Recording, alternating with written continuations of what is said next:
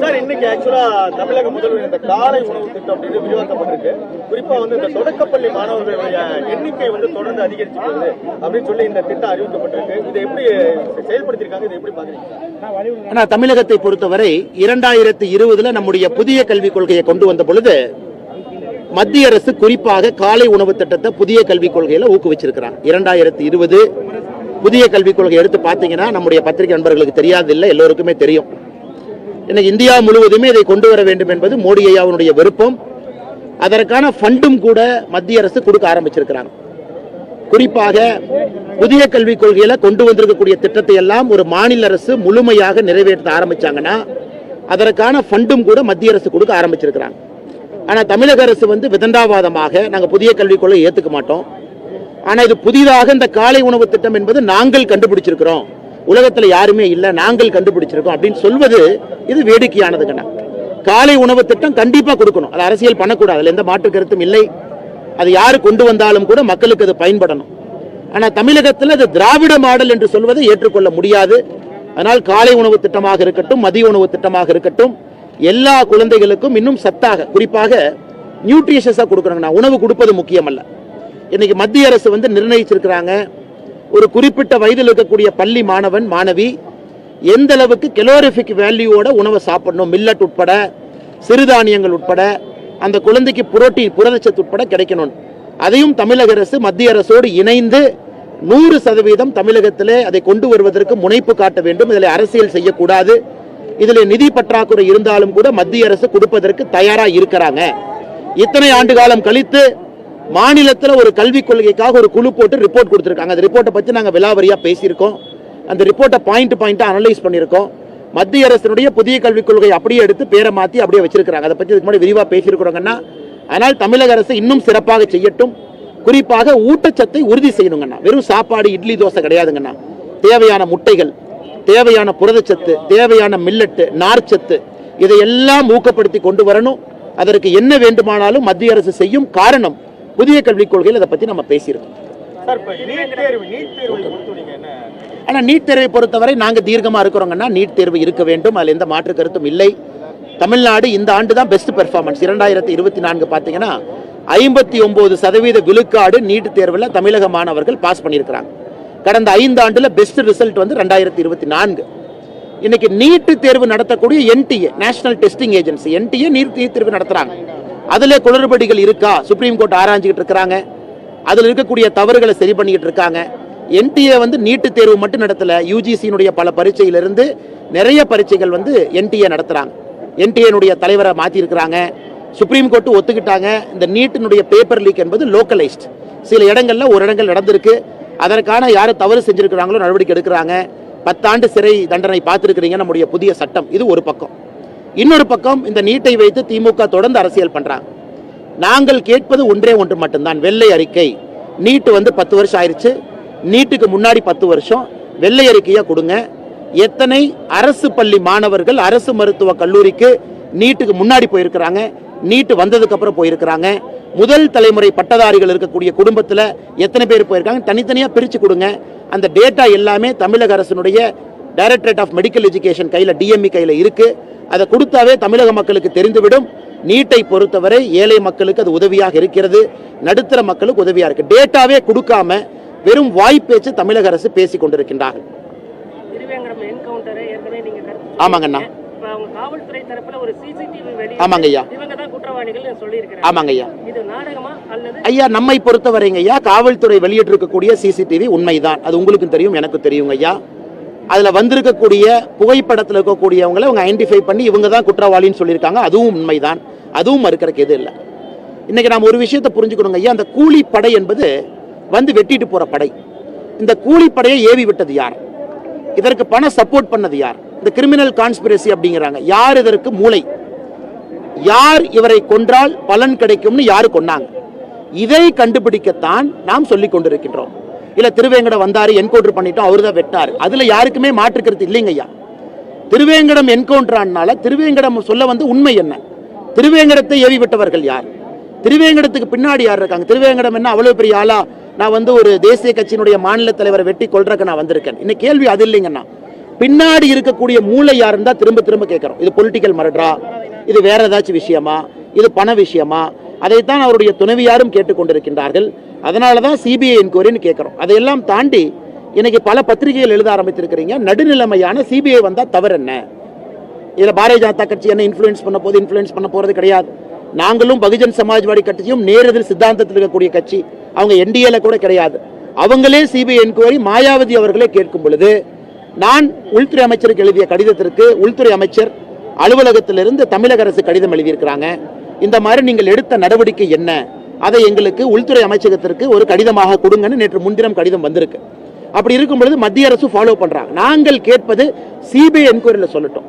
மற்றபடி என்கவுண்டர் பண்ணோம், காலையில கூட்டிட்டு போனோம், கையில துப்பாக்கி எப்படி வந்துச்சு, சரணடைஞ்ச ஒருத்தர் ஏன் தப்பிச்சு ஓட போறாரு, தப்பிச்சு ஓடனா சரணடையாம ஓடி இருக்கலாமே. அதனால் இந்த மாதிரி பல கேள்விகள் இருக்கு. இதனால் தான் நாங்கள் கேட்கின்றோம், திருவேங்கடம் நிரபராதின்னு யாரும் சொல்லிங்கன்னா குற்றவாளி தான், சிசிடிவி பூஜை ஏத்துக்கிறோம். திருவேங்கடத்திற்கு பின்னாடி இருந்தது யார் என்பதுதான் கேள்வி. விவசாயிகளோட எண்ணிக்கை குறைச்சி, ஆமாங்க ஐயா, ஆமாங்க ஐயா, பல திட்டங்களையும் வந்து குறைச்சிட்டாங்க. செல்வமோட திட்டங்களை தமிழக அரசு முறையாக செயல்படுத்துறது இல்லைங்கன்னா காரணம் 2019 நம்முடைய மத்திய அரசு PM கிசான் திட்டத்தை கொண்டு வந்த பொழுது இதனுடைய திட்டம் என்னங்கன்னா, சிறு குறு விவசாயிகள் அப்படின்னா 2 ஹெக்டர், ஒரு ஹெக்டர் வந்து 1.47 ஏக்கர், 2.47 ஏக்கர். அப்ப 4.94 ஏக்கருக்கு கீழே யார் இருக்காங்களோ அவர்களுக்கு 6000 ரூபாய் பணம் கொடுக்குற ஒரிஜினல் திட்டம். இதை மத்திய அரசு 6 மாசம் கழிச்சு ரிவைஸ் பண்றாங்க. எல்லோருக்கும் பொருந்தும், எல்லா விவசாயிகளுக்கும் பொருந்தும். நீங்க எவ்வளவு லேண்ட் வச்சிருந்தாலும் 6000 ரூபாய் வரும். அதுக்கு மத்திய அரசு ஒரு கண்டிஷன் போட்டாங்க. இந்த கண்டிஷன்ல இருக்கிற விவசாயிகளுக்கு பொருந்தாது. உதாரணத்துக்கு பஞ்சாயத்து மெம்பரா இருக்கக்கூடாது, லோக்கல் பாடியில் எந்த பொறுப்பில் இருக்கக்கூடாது, எம்எல்ஏ எம்பியா இருக்கக்கூடாது, பென்ஷன் வரக்கூடாது, 10,000 ரூபாய்க்கு மேல பென்ஷன் வந்தா பொருந்தாது, இன்கம் டாக்ஸ் கட்டக்கூடாது. இந்த மாதிரி சில கண்டிஷன் அதெல்லாம் நீங்க எடுத்தீங்கன்னா தமிழகத்துல 43 லட்சம் விவசாயிகள் 2021 பயனடைஞ்சாங்க. 43 லட்சம் விவசாயிகள். இன்னைக்கு அது 21 லட்சம் விவசாயிகளா வந்திருக்கு. நாங்கள் கேட்பது, தமிழக அரசு 2015-16 தமிழக அரசு ஒரு புள்ளி விவரம் கொடுத்தாங்க. தமிழகத்துல விவசாயிகள் அப்படின்னா, உதாரணத்துக்கு அண்ணாமலை ஒரு விவசாயினா என் பேர்ல பட்டா சிட்டா இருக்கா? தமிழகத்துல 79,38,000 பேர் அந்த மாதிரி இருக்காங்க. 79.38 79,38,000 விவசாயிகள். அதுல இந்த கேட்டகரியில யாரு வர்றாங்கன்னா, தமிழக அரசே 39 லட்சம் சொன்னாங்க. 39 லட்சம் பேர் சிறு குறு விவசாயிகளா இருக்கிறாங்க. அப்படின்னா லேண்ட் ஹோல்டிங் பிலோ 5 ஏக்கர்.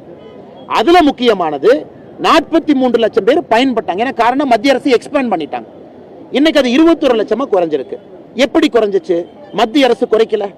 இப்ப இதுக்கு முன்னாடி 7 லட்சம் பேர்த்த போலி விவசாயிகளை இவங்களே 2018 அப்ப இருந்த ஆட்சி, அப்ப இருந்த அரசு அதிகாரிகள் தவறு செஞ்சு அரசு அதிகாரிகள் மாட்டினாங்க. உங்களுக்கு தெரியும், 7 லட்சம் விவசாயியே இல்ல, இவங்களே பட்டா சிட்டா தயார் பண்ணி ஆதார் கார்டை தயார் பண்ணி கலெக்டர் ஆபீஸ்ல ஆட் பண்ணிட்டாங்க. 7 லட்சம் பேர்த்த நீக்கினாங்க. இன்னைக்கு தமிழக அரசு விளக்கம் கொடுக்கணும். 43 லட்சத்திலிருந்து 21 லட்சம் வந்திருக்குன்னா 22 லட்சம் பேர் யார், எதுக்காக நீக்கினீங்க, என்ன காரணம்? கம்பைன்டு கூட்டுப்பட்டாவும் அலோடுன்னு மத்திய அரசு சொன்ன பிறகு இவர்கள் விதண்டாவாதமாக 100% மத்திய அரசினுடைய திட்டம் கெட்ட பேர் எங்களுக்கு வர வேண்டும் என்பதற்காக மாநில அரசு சதி செய்து நிறைய விவசாயிகளுக்கு இந்த PM கிசான் நிதி போகாம தடுக்கிறாங்க. நான் ஆதாரத்தின் அடிப்படையில் உங்ககிட்ட பேசுறேன், நம்பரோட பேசுறேன், 19 பேசல. ஒரு அறிக்கை விட்டு 5 நாட்கள் ஆகிறது, இன்னும் மாநில அரசு பதில் சொல்லல. அதனால்தான் 2 வாரம் நாம டைம் கொடுத்திருக்கோம். இல்லாட்டி திருச்சியில் ஆரம்பித்து தமிழகம் முழுவதுமே இந்த போராட்டத்தை எடுக்க போறோம். விவசாயிகள் குறை தீர்ப்பு முகாம் தமிழகத்தில் ஒரு சட்டமன்றத்துக்கு ஒரு முகாம் போட போறோம். நாங்களே விவசாயிகள்கிட்ட பெட்டிஷன் வாங்க போறோம். அதை வச்சு கலெக்டர் ஆபீஸ்ல போய் கலாட்டா பண்ணத்தான் போறோம். ஆனா 23 லட்சம் 43 22 லட்சம் விவசாயிகளை நீங்க நீக்கி இருக்குன்னா எப்படி நான் ஏத்துக்க முடியும்? 43 லட்சம் எங்க இருக்கு, 21 லட்சம் எங்க இருக்கு? இதுதான் எங்களுடைய சாரம்சமான கருத்து. அதனால உங்க பத்திரிகை மூலமாக விவசாய பெருமக்கள் யாராச்சும் பாத்தீங்கன்னா நீங்களும் இந்த உண்மையை புரிஞ்சுக்கங்க. கலெக்டர் ஆபீஸ்ல இருக்கக்கூடிய ஜேடி அக்ரிகல்ச்சரை போய் பாருங்க, கலெக்டர் ஆபீஸ் அதிகாரிகளை பாருங்க, உடனடியா உங்களுடைய பெயரை இணைக்க பாருங்க. இணைக்க முடியவில்லை என்றால் 15 நாட்கள்ல பாரதிய ஜனதா கட்சியினுடைய விவசாய குறை தீர்ப்பு முகாமுக்கு வாங்க. அதற்கான நான் உங்களுக்கு அட்ரஸ் ஸ்கெடியூல் எல்லாமே கொடுக்கிறோம். அதிலே உங்களுடைய பெட்டிஷனை வாங்கி நாங்க அதை முன்னெடுக்கிறோம். ஐயா கொஞ்சம் சத்தமா சொல்லுங்க ஐயா. கிருஷ்ணகிரியில ஆடு வெட்டின விவகாரம் இன்னைக்கு நீதிபதி கண்டனம் தெரிவிச்சிருக்காரு. அப்படிங்களாங்க ஐயா? கொள்ள முடியாதுன்னு அரசு தரப்பு விளக்கம் கேட்டு 1 வார காலம் வழக்கு ஒத்தி வச்சிருக்காரு. இது பத்தி உங்க கருத்து?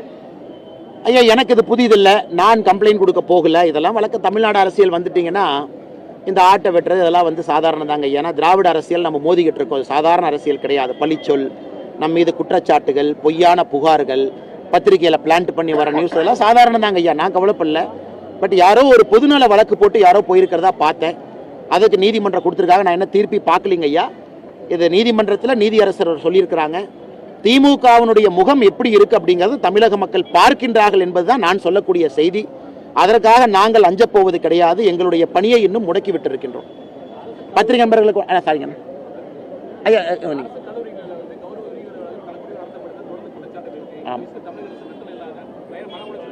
ஆமாங்க ஐயா. ஐயா நேற்று திருச்சியில் நான் ஒரு ஸ்பீச் கொடுத்தேங்க ஐயா. கொஞ்சம் பத்திரிகை நண்பர்கள் தயவு செய்து அதை பார்க்கணுங்க ஐயா. புள்ளி விவரம் கொடுத்துருக்குறோங்க ஐயா. 4372 பள்ளிகளுக்கு தலைமை ஆசிரியர்கள் இல்லைங்க ஐயா, பொறுப்பு போடல. 19,000 இடத்துல பள்ளி ஆசிரியர்கள் இருக்கக்கூடிய போஸ்ட்டை ஃபில் பண்ணல. ஸோ 4372 பிரின்சிபல் இல்லைங்க ஐயா, ஹெட் மாஸ்டர் இல்லை. 19,000 பணியிடங்கள் காலியா இருக்கு. ஒரு பக்கம் அரசு ஊழியர்கள் போராட்டம் பண்ணி கொண்டிருக்கின்றார். அதாவது எங்களை நிரந்தரம் பண்ணுங்க, நிரந்தரம் ஆகல, அவங்கள அதுக்கு மாதிரி டெட் எக்ஸாம் பாஸ் பண்ணவங்க காலி இடத்தை வைத்துக்கொண்டு அவர்களுக்கு திமுக கொடுத்த தேர்தல் வாக்கு நிறைவேற்றாமல் இருக்காங்க. 2 வாரத்துக்கு முன்பு ஒரு அறிக்கை கொடுத்திருக்கோம். தமிழகத்தில் பிடி மாஸ்டர் நீங்க பார்த்துருப்பீங்கன்னு நினைக்கிறேன். இந்த பிடி மாஸ்டரை பத்தி அறிக்கை கொடுத்திருக்கோம். ஸோ பிடி மாஸ்டர்ல எடுக்க முயற்சி பண்றாங்க. பிடி மாஸ்டர் ஒரு குழந்தைக்கு பள்ளிக்கூடத்தில் மிக முக்கியமானது பிடி மாஸ்டர். உடல் வலிமையா இருந்தா தான் இது எல்லாமே நடக்குங்கண்ணா. பிடி நீங்க எப்படி பள்ளிக்கூடம் நடத்துவீங்க? அதனால பிடி மாஸ்டரை ஹையர் பண்ணுங்க. 4372 பிரின்சிபலை போடுங்க. 19,000 காலி இடத்தை ஃபில் பண்ணுங்க. இதுதான் தொடர்ந்து நாங்கள் வைக்கக்கூடிய கருத்து. டெட் பரீட்சை பாஸ் பண்ணியிருக்கக்கூடிய ஆசிரியர்களுக்கு வாய்ப்பு கொடுத்து நிரந்தர பணியில் உள்ள எடுங்க. ஏன்னா அவங்கள எக்ஸ்பீரியன்ஸ் பீப்புள். இதே மு.க. ஸ்டாலின் ஐயா எதிர்க்கட்சி தலைவராக இருக்கும் பொழுது அவர்கள் உண்ணாவிரத போராட்டம் பண்ணும்போது இவங்களே போய் உட்கார்ந்து அங்க இது கொடுத்துட்டு வந்திருக்காரு, கமிட்மெண்ட் தேர்தல் அறிக்கையில கொடுத்திருக்காரு. அப்படி இருந்தும் காப்பாற்றவில்லை என்றால் மக்கள் எப்படி ஒரு அரசாங்கத்தை நம்புவாங்க ஐயா? நன்றிங்க. பத்திரிகையாளர் மன்னிச்சுங்க, உங்களை வெளியிடத்துல வச்சு